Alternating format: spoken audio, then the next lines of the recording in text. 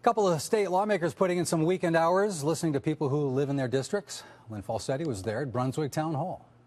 It's democracy in its most basic form. Politicians speaking face to face and listening to those that they serve.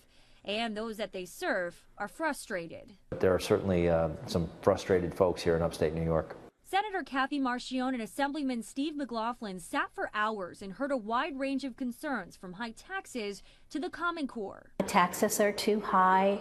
The fee structure in New York State needs to be looked at.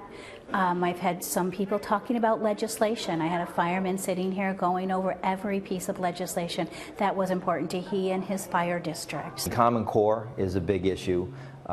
Taxes are a huge issue around here. We've been hearing about Medicaid fraud today. We've heard about the SAFE Act. John Erickson, the regional director of the Association of Fire Districts of the state of New York, was there to raise his concerns. He says it's a breath of fresh air to speak to his representatives directly. So, if you wish, a push technology instead of a pull technology.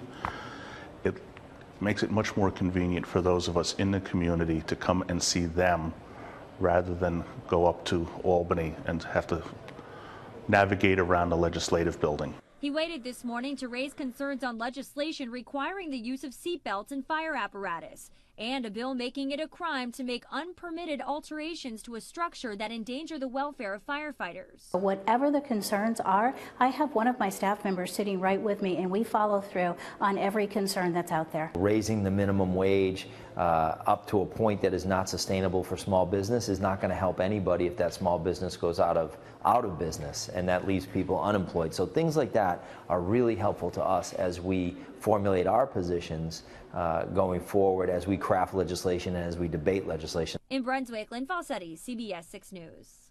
And the two lawmakers will do this again in Cambridge Friday at 3:30 in the afternoon.